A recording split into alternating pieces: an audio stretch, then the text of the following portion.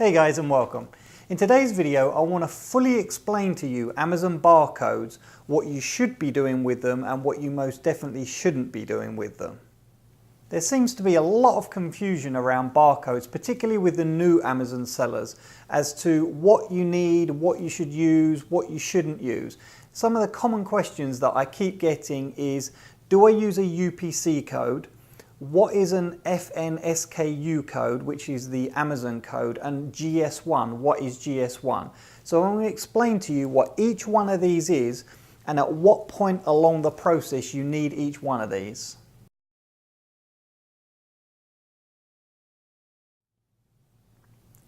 Okay, so to break some of these down, starting with the UPC code. The UPC code is just the barcode that you would see on a box of cereal or a carton of milk or something. You know, just the typical line barcode that you would see pretty much on any product that you've ever seen. The difference being the barcode is not the important bit. That's just what allows scanners to read it. The truly important part is the numerical number below that.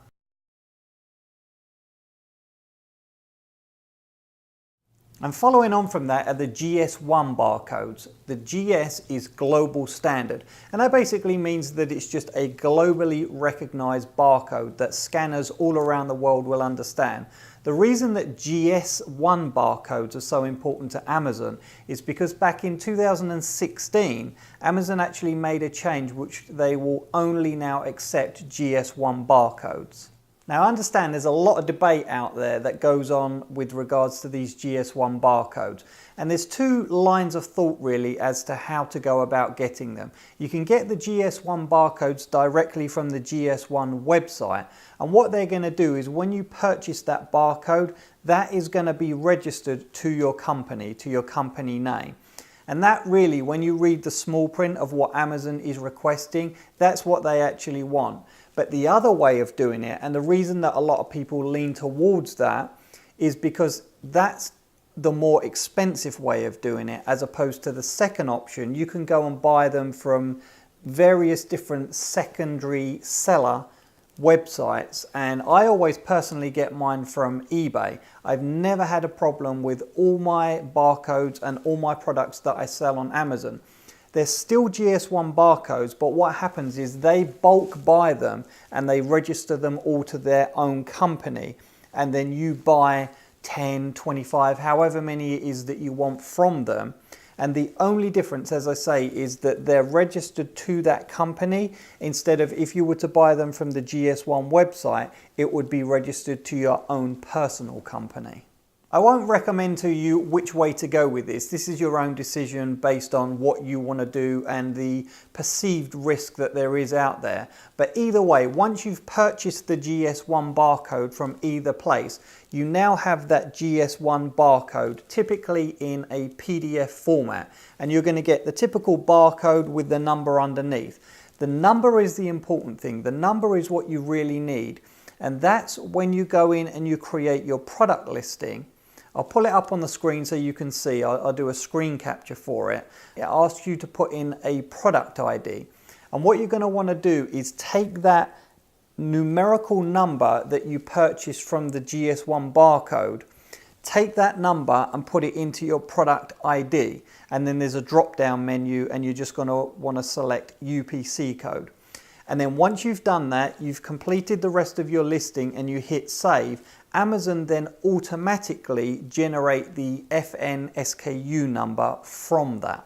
Then of course, once you have that FNSKU number, that's what you're then going to download and you're going to send off to your manufacturer, and they're going to print on every single item. So for example, if you're selling 200 of something, they're going to take that one barcode, that FNSKU number, and they're going to print it on every single item for you, because when it comes into the Amazon warehouse, the FNSKU number is what Amazon are going to use to process that within their warehouses and within their system. And don't worry, if you did accidentally send the UPC code off to your manufacturer and they've already printed these up instead of the FNSKU number, don't worry about it. It's going to cost you a little extra, but all you need to do is once your shipment is on the way to the warehouse from China or wherever it's coming from, and it's on its way to the Amazon warehouses, you just need to contact Amazon, let them know what's happened, and they're going to relabel it for you. They charge 20 cents per item, and then all they're going to do is just relabel. They basically just take that FNSKU barcode and then they just put it over the top of the UPC code. So you don't need to worry about it. It is fixable. It's just going to cost you a little extra. And just going back to the FNSKU barcode as well, in order to download that, you're going to want to go over, select your own product, and then you go up into the top left-hand corner and you select print item labels. And I'll pull it up on the screen so you can see very clearly. But all you're going to do is you go to print item labels and it will allow you to download a PDF file. And that PDF file is all you need. You just send that off to your manufacturer, whether it's within Alibaba or whether it's via email. Just make sure that they've got that PDF file because that's what they need in order to be able to print onto all your products. So in summary, what you're going to be wanting to do is buy a GS1 barcode from wherever you decide to buy it from. Then with that GS1 barcode, you're going to go in, you're going to create your product listing, which once you save it, Amazon are going to auto-generate your FNSKU number. Then you're going to download that FNSKU number and send that off to your manufacturer, and then you're good to go. I hope this cleared up any confusion that you may have had with regards to the barcodes. If you do still have any questions, then feel free to just leave them in the comments below. I check 2 to 3 times a day and I'll get round to any questions that you may have had with regards to the barcodes. And if you've never seen my channel before, you've never watched any of my videos, hit the subscribe button. I've got a ton of videos coming out in the future. Thanks for watching.